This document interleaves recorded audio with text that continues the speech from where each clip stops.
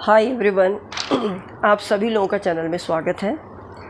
आज की जो प्रैक्टिस सेट है marathon series, it is related to both. थोड़े से इसमें ग्रामर के क्वेश्चंस भी हैं और लिटरेचर के भी हैं, तो मिक्स करके मैंने आपको दिए हैं। So let's begin with the first question. पहला क्वेश्चन है आपका, देखिए, see have a look. Identify, just a minute,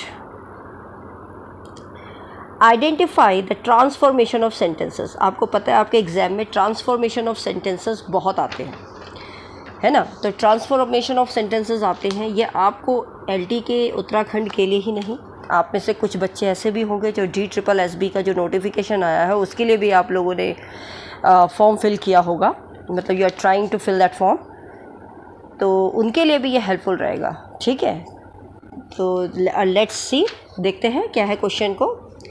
question कहता है कि ट्रांसफॉर्म करना है आपने सेंटेंस को।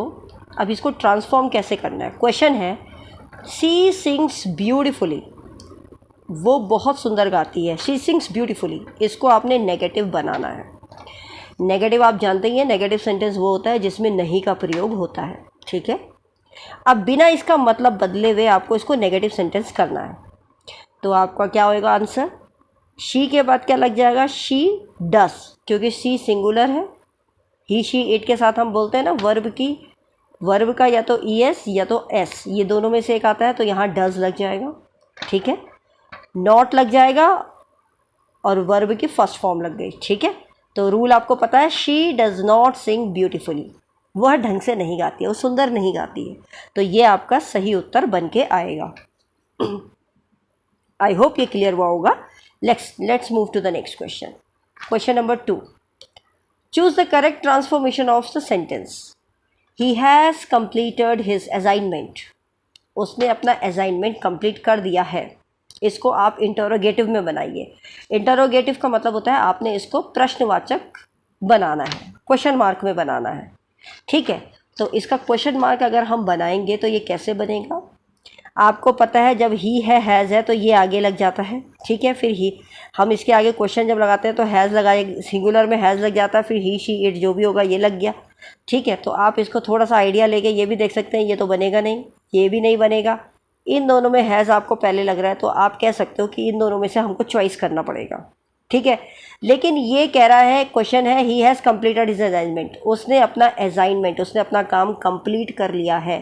तो नेगेटिव सेंटेंस यहाँ नॉट है, तो ये तो बनेगा नहीं, ऑब्वियस सी बात है। तो हमारे पास वैसे भी ऑप्शन एक ही रहता है, अगर IQ से करोगे तो एक ही ऑप्शन रहता है, लेकिन अगर ग्रामेटिकली समझो तो देखो आ गया इसमें प्रश्न, has he completed his assignment, क्या उसने अपना असाइनमेंट कंप्लीट कर लिया? तो this is the right answer. Next question पे चलते हैं। क्वेश्चन नंबर 3 है, choose the correct transformation of sentence. अब इसका क्या है? She is writing a letter, वो लेटर लिख रही है। इसको आपने नेगेटिव इंटरोगेटिव बनाना है, मतलब नेगेटिव नकारात्मक प्रश्नवाचक रूप में बनाना है।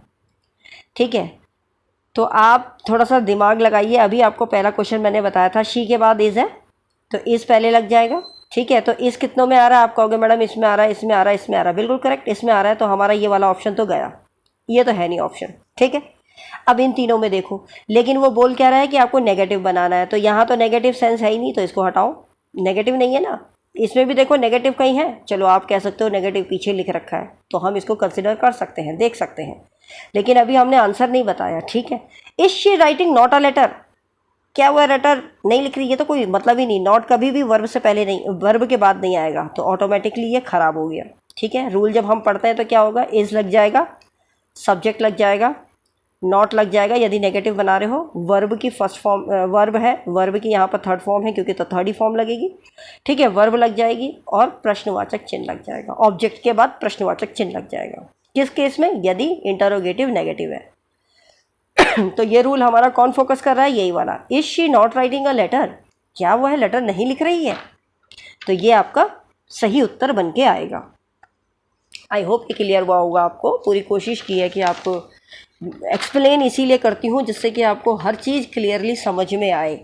मेरा मकसद आपको 20 क्वेश्चन 30 क्वेश्चन रटाने का नहीं है। Again I am telling it, I want, it will take time, मेरी वीडियोज़ में टाइम लग सकता है, लेकिन वो इसलिए लगेगा क्योंकि मैं आपको उसको एक एक चीज़ को एक्सप्लेन करूँगी, ठीक है ना। तो पेशेंस थोड़ा बना के आपको रखना पड़ेगा अगर आप you are going through my videos. Let's move on to the next question. देखिए मैंने ये पैसेज दिया है, अब इसी पैसेज से आधारित हमें क्वेश्चंस करने पड़ेंगे, पर before doing the passage we must know what the passage is about, passage में लिखा क्या है, ठीक है। तो आपको क्वेश्चन आता है जैसे एग्जाम में, फॉलोइंग पैसेज है, इसके आंसर करने questions based on it.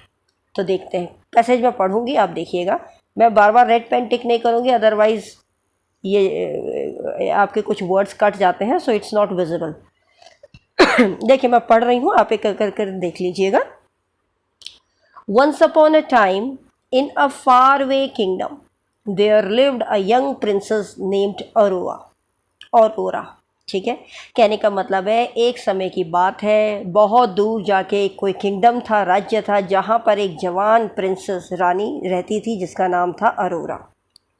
Next line, she had a kind heart, उनका दिल बड़ा ही मुलायम था, काइंड था, जेनरस थी, and loved spending her days exploring the lush gardens of the royal palace.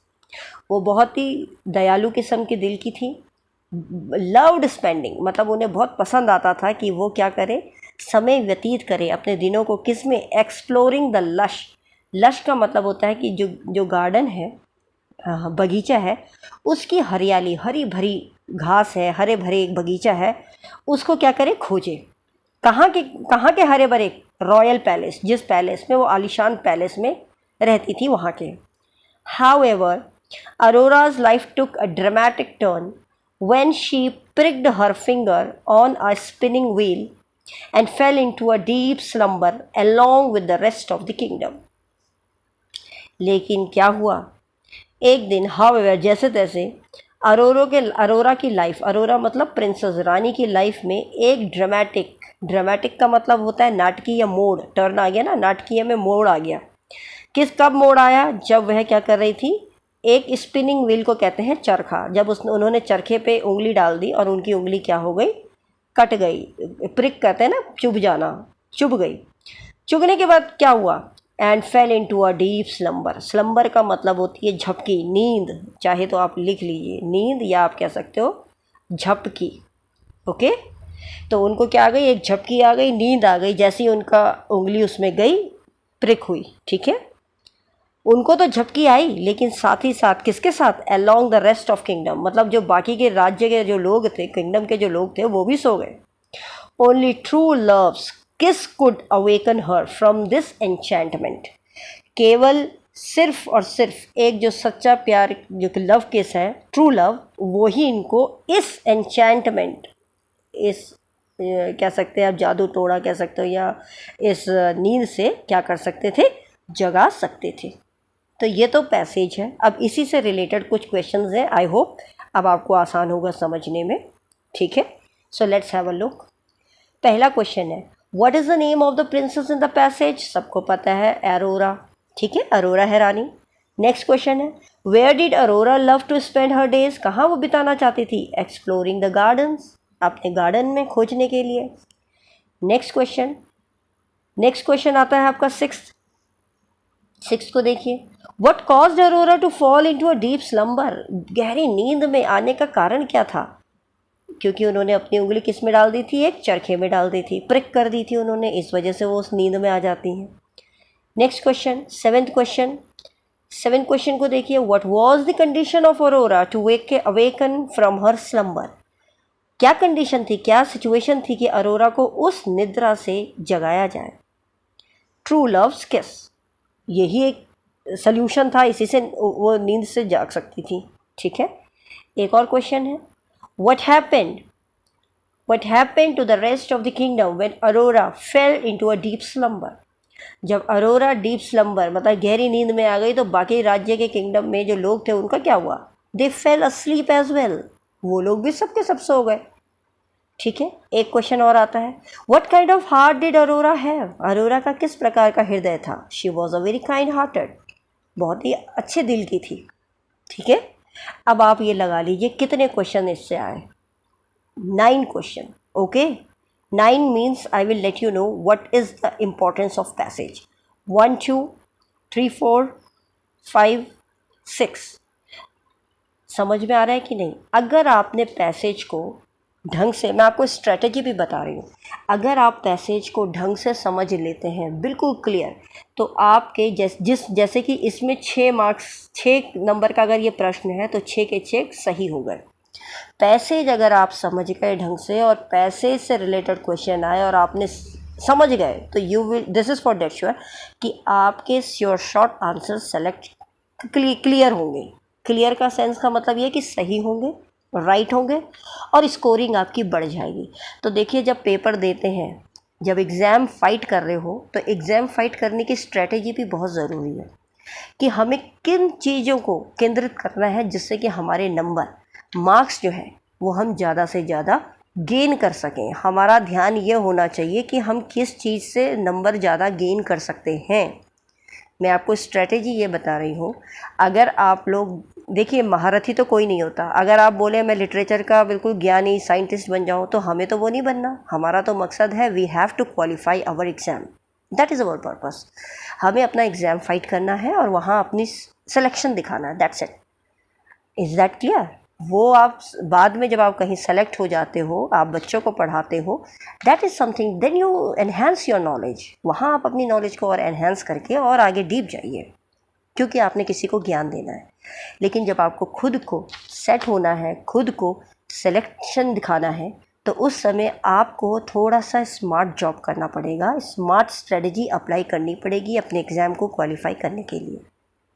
तो आपने क्या करना है, आप पैसेज को ज़रूर किया करें, क्योंकि पैसेज बहुत स्कोरिंग होते हैं। मैं आपको पहले ही बता दूं, बहुत स्कोरिंग होते हैं।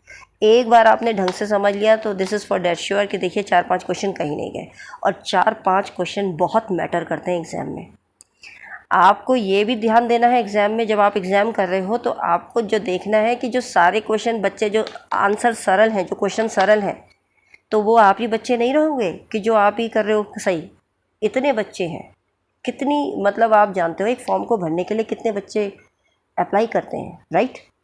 तो इतनों को आपने compete करना है। तो compete करने का तरीका क्या है? How smart you can work out. In what sense I am saying is that कि आप डिफ़िकल्ट क्वेश्चंस को भी करिए। मैं ये नहीं बोलूँगी सिंपल क्वेश्चन हर कोई कर देता है। वहाँ सिलेक्शन में, भीड़ में अलग होने का प्रोसेस नहीं है। प्रोसेस तब अलग होता है जब आप कितना लोगों से हट कर करते हो। भीड़ से कितना अलग किया आपने, जो कोई नहीं कर पा रहा वो आपने कर दिया, आप अपने आप हट गए, अलग हो गए, आप सिलेक्शन हो गया। तो थोड़ा सा स्ट्रैटेजी को भी मद्देनज़र रखिए। तो मैं आपका ज़्यादा समय न व्यतीत करते हुए आगे चलेंगे। चलिए, next move on to the next question. तो आई होप ये आपको समझ में आए होंगे और आप सभी के ये सही भी हो रहे होंगे, मुझे पता है। आप समझ गए तो आप सही कर लेंगे।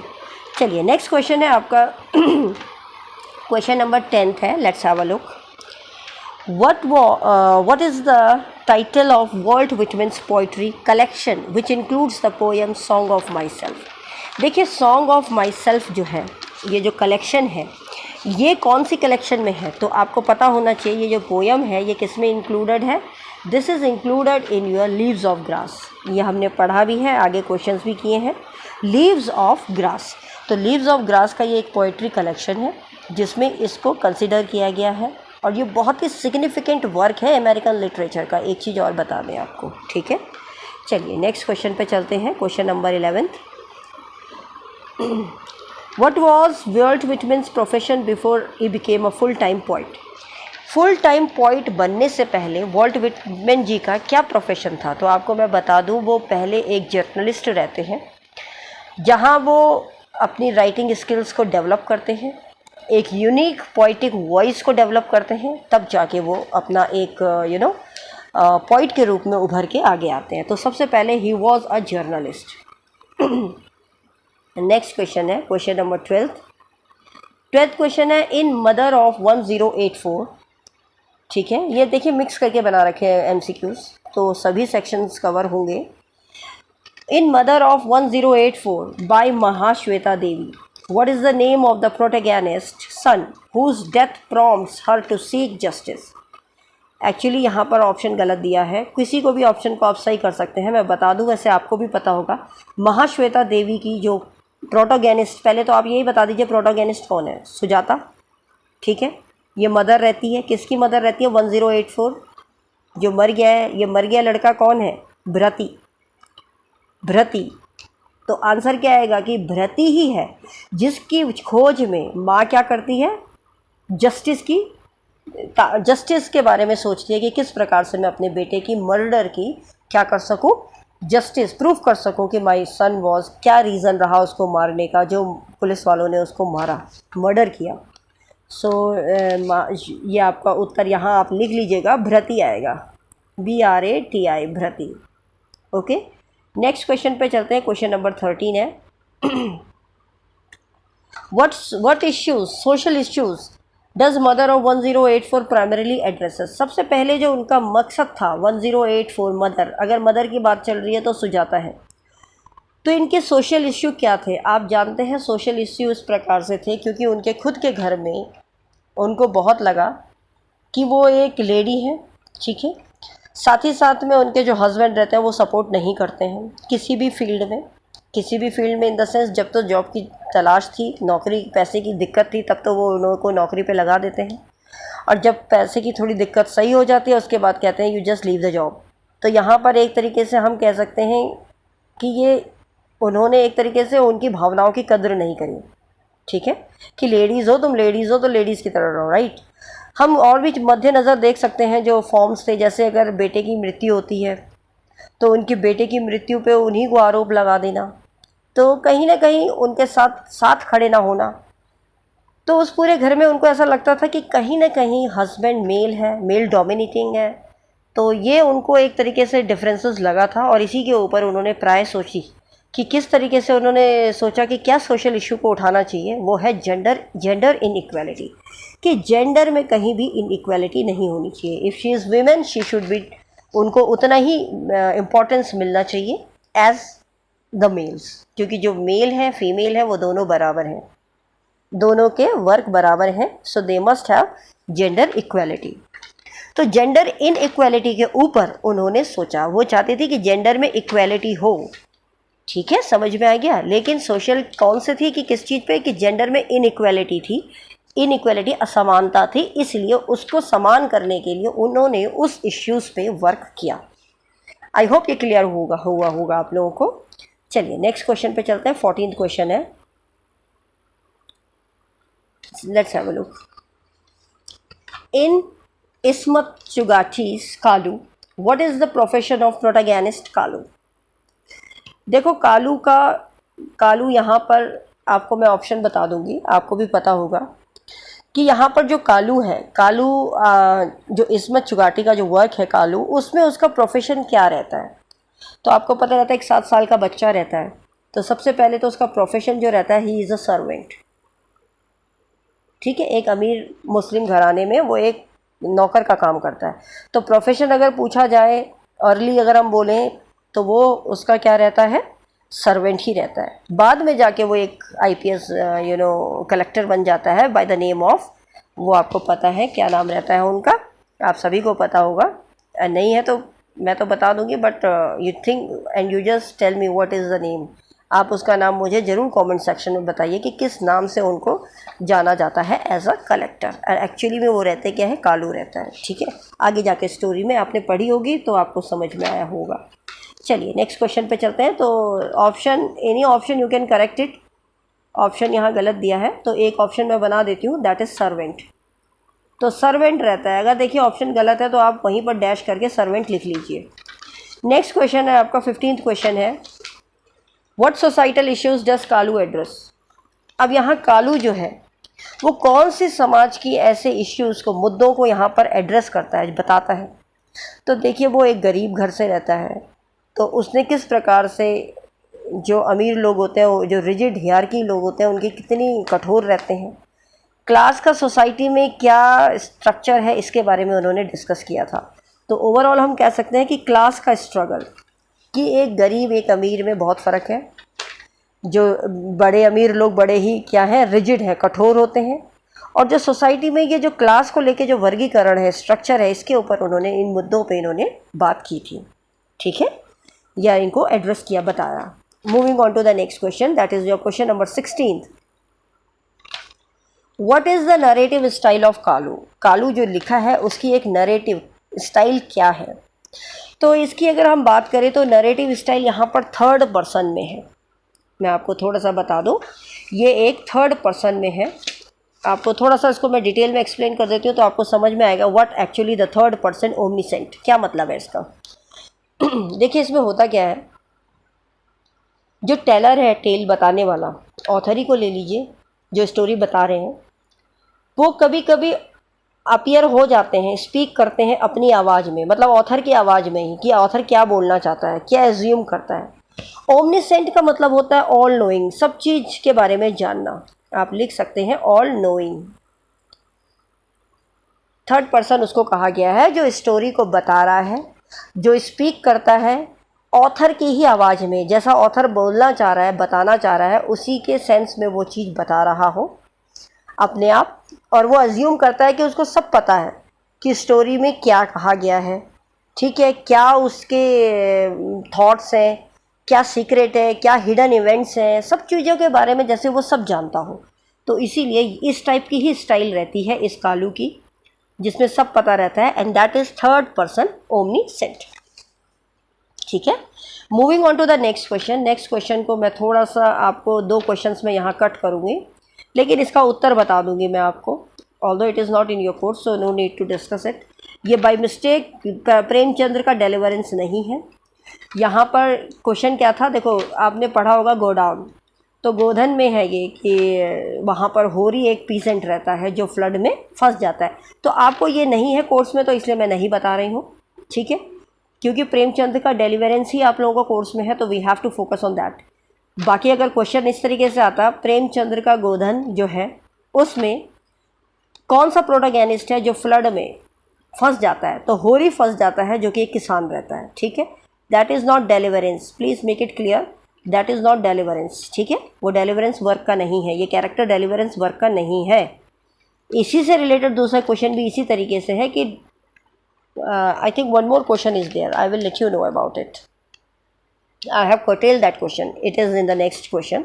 इसको तो ये तो सही है, इस क्वेश्चन को देख लेते हैं। What is the central theme of deliverance? Actually deliverance जो है इसका सेंट्रल थीम क्या बन के आता है? तो देखिए डेलिवरेंस, अभी मैंने आपको बताया, डेलिवरेंस एक आपने पढ़ा है, ये एक लोअर जिसे कहते हैं, दुखी, एक चमार, मतलब शूद्र जिसे कह सकते हैं ना, उस वर्गीकरण है। हम क्या, जैसे हमने देखा है कि ब्राह्मण है, फिर शूद्र है, फिर जो लोअर कास्ट है उनके प्रति किस तरीके से समाज में दुर्व्यवहार किया गया, ओके, कि उसकी बेटी की शादी रहती है, उसको कितना एक्सप्लॉइट किया गया, लास्ट में बेचारे को खुद मरना भी पड़ता है। तो ये जो पूरी स्टोरी है इन अ नटशेल अगर हम बोलें, डेलिवरेंस जो आपकी लिखी गई है, इसको प्रेमचंद्र जी ने, मुल्क जिसे हम कह सकते हैं प्रेमचंद्र जी ने, इसमें सोशल इनइक्वालिटी के बारे में बात करी है कि समाज में किस प्रकार से इनइक्वालिटी है, असमानता है ना, कि किस तरीके से असमानता है, उसके बारे में इन्होंने इस चीज़ को डिस्कस किया है यहाँ पर, और उसी के बेस पे ये थीम बन के आती है। So if the question comes here, तो आपने सिर्फ यही लिखना है कि इसमें किस प्रकार से इन्होंने जो असमानता है उसके बारे में, समाज में असमानता है उसके बारे में इन्होंने बात करी है। Is that clear? I hope it's clear to everyone. आप सभी को समझ में आ रहा होगा। अगर आप लोगों को कहीं भी कोई डाउट होता है तो आप लोग मुझे कमेंट सेक्शन में ज़रूर मेंशन कीजिए, क्योंकि किस तरीके से जो लोअर क्लास होती है वो दबाव में रहती है, ये तो आप सब आज भी होता है हमारे देश में, ऐसा नहीं है कि आज नहीं है, still it is happening. Although we people have developed a lot, but what I feel is that still there is something. आज भी ये चीज़ें गई नहीं है। तो उस टाइम पे जब ये वर्क लिखा था तो आप समझ सकते हैं how it was difficult for a person, although it was not in a real estate, but कहानी है, लेकिन कहानी को जो लिखते हैं ऑथर, वो हर चीज़ों को देख के सोच के जो समाज में चलता है उसी को लिखते हैं, एक तरीके से समाज का ही ज्ञान हमें देते हैं। तो yes of course, what is the question number 18? It is social inequality, समाज में असमानता, ये इसका थीम बन के आता है, ठीक है। अच्छा, एक क्वेश्चन फिर आ गया, देखिए अभी मैं आपको बता दूं, यही क्वेश्चन, इसको मैं कट करूंगी बट इसका उत्तर भी बताऊंगी मैं आपको, although it is not in your course, क्योंकि होरी पूछ लिया ना यहाँ पर। What is the occupation of होरी? अब प्रोटोगेनिस्ट ऑफ डेलिवरेंस नहीं है, ये गोधन है, जो खुद प्रेमचंद जी ने इसको लिखा है। लेकिन यहाँ पर ये बात यह है कि होरी होता कौन है, होरी एक तरीके का फार्मर है, किसान है, ठीक है, बट डेलिवरेंस वर्क नहीं है, तो exclude this question as well. Next question पे चलते हैं, 20th क्वेश्चन पे चलते हैं। 20th क्वेश्चन है, which philosophical work by Bertrand Russell explores the principles of logics and mathematics. जो लॉजिक्स है प्रिंसिपल्स के, ये भी आपके कोर्स में है, अगर आप 7th सेक्शन में जाइए तो आपको नीचे का दिखेगा, तो उसमें ये दिया हुआ है जहाँ A.G. गार्डनर और ये रसेल वगैरह सबका वर्क दिया है। तो यही पूछा गया है कि फिलोसॉफिकल वर्क बर्ट्रैंड रसेल का किसको खोजता है principles of logic and mathematics में, कौन सी फिलोसॉफिकल वर्क है, तो that is Principia of mathematics. क्या है, प्रिंसिपिया ऑफ मैथमेटिक्स। और प्रिंसिपिया ऑफ मैथमेटिक्स को ऑथर्ड मतलब किस किस ने किया है, खाली इसमें बर्ट्रैंड रसेल ही नहीं रहे हैं, इनके साथ एल्फ्रेड नॉर्थ व्हाइटहेड भी रहते हैं। ये इनका एक सेमिनल वर्क रहता है मैथमेटिक और लॉजिकल के फील्ड में। ओके, चलिए नेक्स्ट क्वेश्चन पे चलते हैं। नेक्स्ट क्वेश्चन है आपका 21। तो क्वेश्चन देख लेते हैं, then I will move on to the options.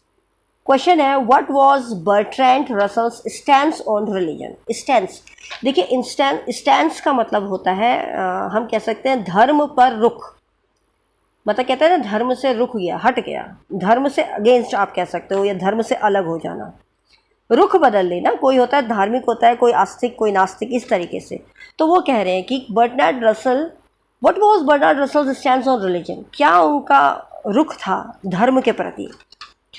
तो इनका जो रुख था हम बोल सकते हैं कि ही वॉज एगोनिस्ट। अभी मैं समझाऊंगी क्यों हम बोल रहे हैं कि ही वॉज एगोनिस्ट। देखिए, एगोनिस्टिक का मतलब होता है अज्ञेयवाद।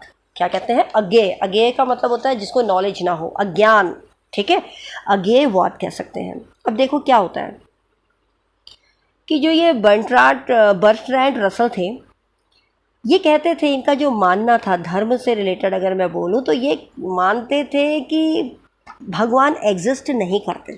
इनका ये मानना था कि भगवान नहीं होते हैं, भगवान अननोन है, भगवान अननोन है, हम नहीं जानते भगवान को, ठीक है। तो इसी प्रकार की इनकी सोच रहती है, और ये कहते हैं कि भाई जब भगवान अननोन है, मैं नहीं मानता। आपको अगर थोड़ा याद आ रहा होगा, आप मुझे ज़रा बताइएगा कमेंट सेक्शन में ज़रूर करके। अभी कुछ साल पहले ही बहुत बड़े जीनियस पर्सन का ही नाम मैं बोलूँगी, आप नाम बताइएगा, जो कहते थे कि मैं नहीं मानता भगवान होते हैं। अब मैं आपको इतना ही बता दूँ, हिंट दे दूँ, ना तो उनके पैर थे ना तो कुछ थे। वो कहते अगर इतना ही होता भगवान होते ही तो मैं ज़रूर, मेरे को ठीक कर देते, मैं मान जाता, है ना। जिन्होंने, आपको पता है, बहुत रिसर्च करी है, आप नाम बताइएगा उनका। तो उसी प्रकार की धारणा इनकी भी रहती है बर्ट्रैंड रसेल की, कि भगवान नहीं होते, भगवान को हम नहीं जानते, वो अननोएबल है। और सोचो आप कितनी छोटी उम्र में इन्होंने इस चीज़ को कहा था, जब वो 18 साल के थे, तभी उन्होंने अपने आप को अथीस्ट बना लिया था, कि वो धर्म को नहीं मानते, भगवान को नहीं मानते actually. He thinks that there is no God, ठीक है। चलिए नेक्स्ट क्वेश्चन पे चलते हैं, क्वेश्चन नंबर 22। प्रश्न 22 को देखिए, what is the primary focus of Mahatma Gandhi's autobiography the story of my experiments with truth. आप सभी जानते हैं, आपने story of my experiments with truth पढ़ी है महात्मा गांधी जी के द्वारा। तो उन्होंने यहाँ पर किस चीज़ को बताया है, उन्होंने अपने ही जीवन में किस प्रकार से उनका पर्सनल ट्रांसफॉर्मेशन हुआ था, धार्मिक। उन्होंने कहा था ना, मैं सोशल के बारे में नहीं बताऊँगा, मैं पॉलिटिकल हिस्ट्री के बारे में नहीं बताऊँगा, मेरा अपना खुद का बर्ताव, किस तरीके से एक स्पिरिचुअलिज्म में मेरी जर्नी बदली, उसके बारे में बताऊंगा। तो वही उनका एक्सपेरिमेंट्स बाय ट्रुथ था। नेक्स्ट क्वेश्चन है क्वेश्चन नंबर 23 को देख लेते हैं। What role does the concept of satyagraha play in the Gandhiji's autobiography. देखो, सत्याग्रह, सत्य के लिए, तो क्या उनका कॉन्सेप्ट था, वो देखिए अहिंसा को मानते थे, कि वो चाहते नहीं थे कि हिंसा होनी चाहिए, तो यही है। It represents his approach to political activism through non violence resistance. वो चाहते थे कि भाई नॉन वायलेंट होना चाहिए, मतलब लड़ाई दंगे नहीं होने चाहिए, वही उनका पॉलिटिकल हथियार था। नेक्स्ट क्वेश्चन पे चलते हैं, question number 24। In Charles Dickens Oliver twist is what is the name of the antagonist who leads a gang of child? अब जो चाइल्ड का गैंग, एंटागोनिस्ट का मतलब प्रोटोगेनिस्ट आप जानते ही हैं, जो हीरो हो, एंटागोनिस्ट विलेन को कह देते हैं, ठीक है। तो इस पूरे ओलिवर ट्विस्ट में जो चार्ल्स डिकेंस ने लिखी है उसमें वो गैंग, जो बच्चे का गैंग होता है, उसमें कौन उसको लीड कर रहा होता है? तो that is your Fagin, FAGIN, Fagin. This is the right answer. इसके बाद नेक्स्ट क्वेश्चन पे चलते हैं, क्वेश्चन नंबर 24 के बाद 25 पे चलते हैं। Which Indian poet is often regarded as the father of modern Indian English poetry and is known for his wit and irony? कहते हैं कि किसको father of modern Indian English poetry कहा जाता है, और साथ ही साथ उनको कहा जाता है कि वो विट एंड आयरनी, बुद्धिमान भी थे और उनके साथ बड़ी विडम्बना भी हुई। तो आप जानते हैं वो निज़म इज़िकल थे। कौन थे? निज़म इज़िकल।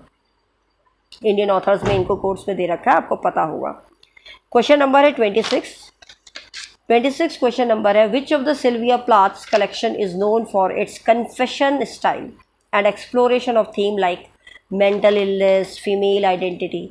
सिल्विया प्लाथ का जो कलेक्शन था अपनी कन्फेशनल आप जानते ही हैं, स्वीकार कर देना, सरेंडर कर देना अपनी स्टाइल को लिखने के लिए कि वो किस तरीके से लिखते हैं, समर्पण कर देना, एंड एक्सप्लोर करना थीम को कि जैसे मेंटल इलनेस हो गया, फीमेल की आइडेंटिटी, उन्होंने किस पे बताया? तो उनका एक वर्क है जिसका नाम है एरियल।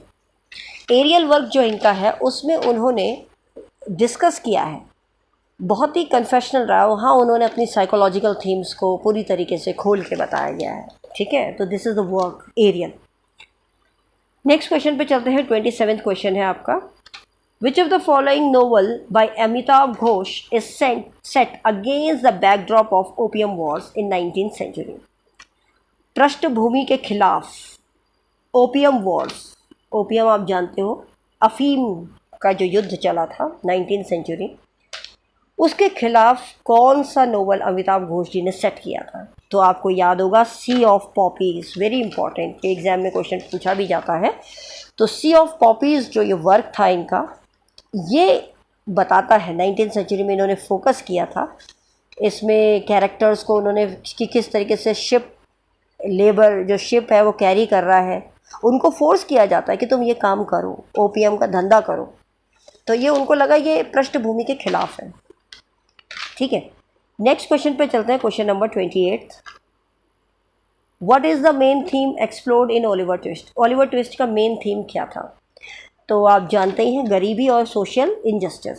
वो गरीब बच्चा रहता है, उसके माँ बाप नहीं रहते, अनाथ रहता है, तो उस गरीबी की वजह से वो चला जाता है, और उस गरीबी की वजह से उसके साथ समाज में अन्याय भी होता है और गरीबी भी रहती है, ठीक है। तो this is the right answer.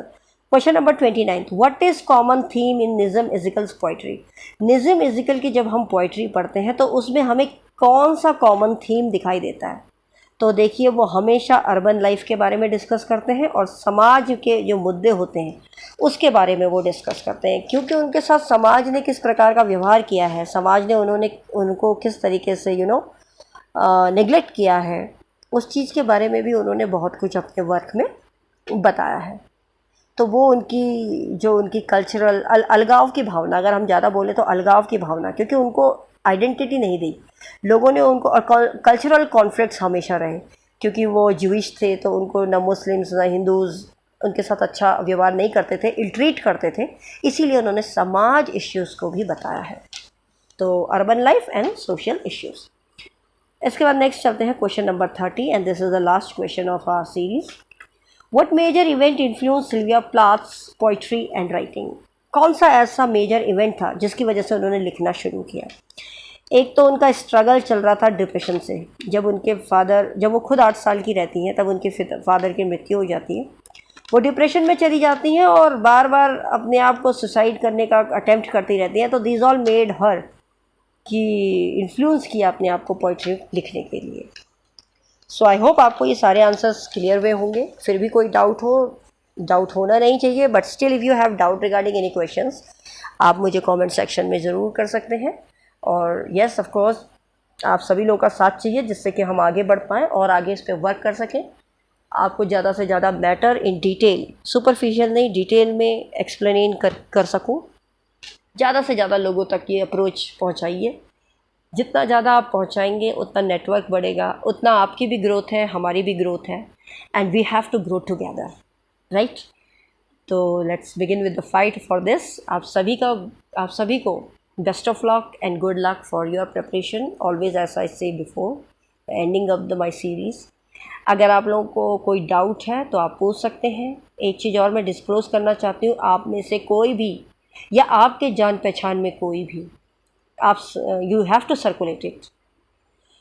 अगर कोई DSSB का फॉर्म भरा है किसी ने, I am going to start, might be I will start marathon series for it.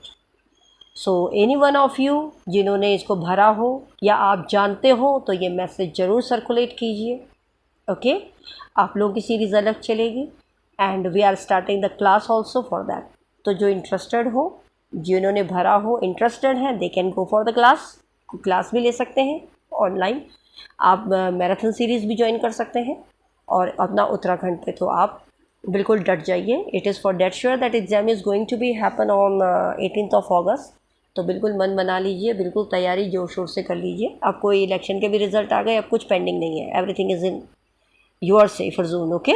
तो आप तैयारी ढंग से कीजिए और ज़्यादा से ज़्यादा मेरे मैसेज को मेरे चैनल को आप ज़्यादा से ज़्यादा सर्कुलेट कीजिए, क्योंकि जितना जल्दी मैं ग्रो करूँगी उतना ज़्यादा मैं आपको मैं अपना वादा बता रही हूँ, जितना ज़्यादा मैं ग्रो कर गई उतना ज़्यादा मैं टेक्निकली आप लोगों को फ्री ऑफ कॉस्ट भी पढ़ाने को रेडी हूँ। But thing is that I have to be in that position so that I can do for it for you. तभी कर पाऊँगी, अपनी जेब से तो कुछ नहीं कर पाएंगे। जब हम ग्रो करेंगे तभी हम आपके लिए और भी कुछ अच्छा बेहतरीन प्लेटफॉर्म तैयार कर सकते हैं। तो इसीलिए मैं आप सभी को बोलती हूँ, वीडियोज़ अच्छी लगती हैं तो ज़रूर लाइक शेयर सब्सक्राइब ज़रूर कीजिए। आपके लाइक से, आपके सब्सक्राइब से और आपके प्रमोशन से आपका भी भला होता है और हमारा भी भला होता है। So this is a mutual relationship, right. So thanks for watching this video. मिलते हैं with next series. Till then bye, take care.